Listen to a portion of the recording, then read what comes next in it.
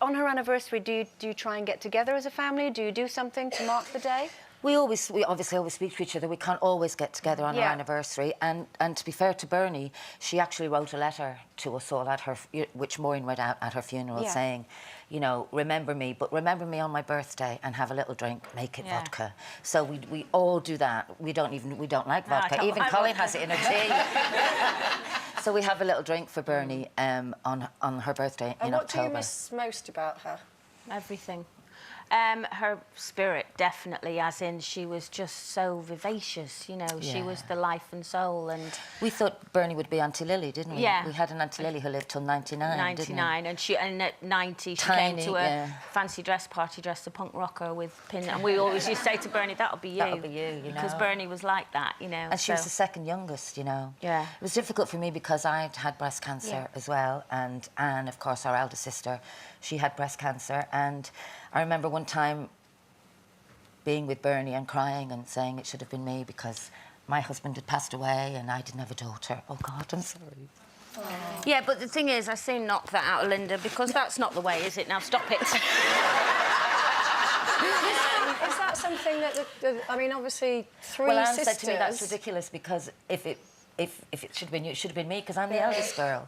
Well, and also what I was trying to say was, if it had been Linda, if it had been Anne, I wouldn't have been any less sad. I wouldn't have been sitting there going, oh, well, it's all right because Linda didn't have a husband. I would still be devastated and heartbroken, you know. Yeah, but I mean, I can get that. I get it, because her daughter was, what, 14, wasn't she? Yeah. But do you, so three sisters all getting breast cancer, that's a bit of a red flag, isn't it? Well, we have the BRCA gene test, Bernie and I, and we don't have that gene. And does that mean it's just really bad luck? That just well, three no, sisters... I work a lot with a fabulous charity, the biggest breast cancer charity, Breast Cancer Now, and I spoke to one of their scientists, you know, it's all about research, their charity.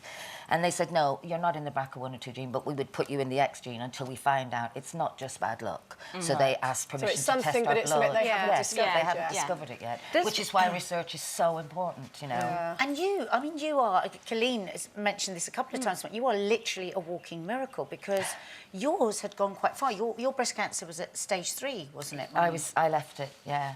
I left it because my husband had, they call me Lucky, the Lucky Nolan. My husband had cancer at the time, and I knew I had a lump, and I just, you know, in show business, you don't work. If you don't work, you don't get paid.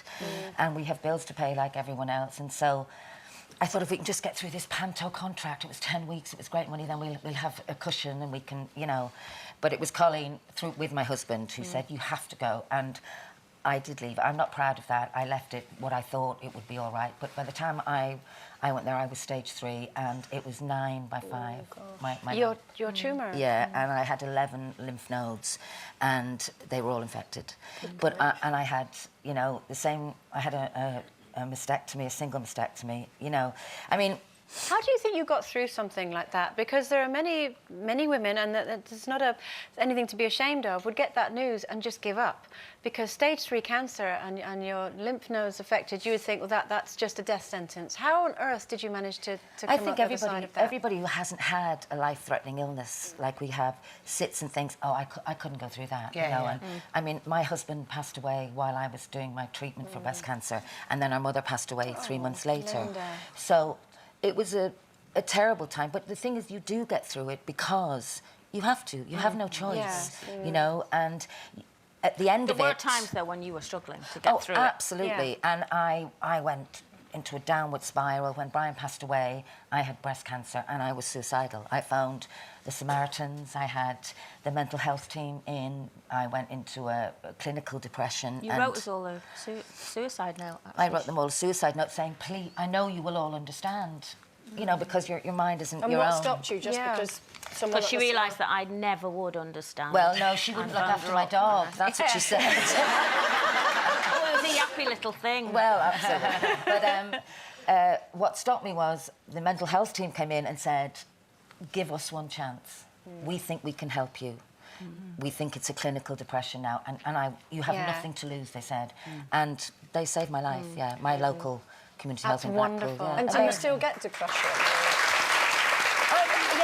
I I'm on antidepressants, you know, and I get down times, but they're not how they were. I mean, I have an amazing family apart from Coleen.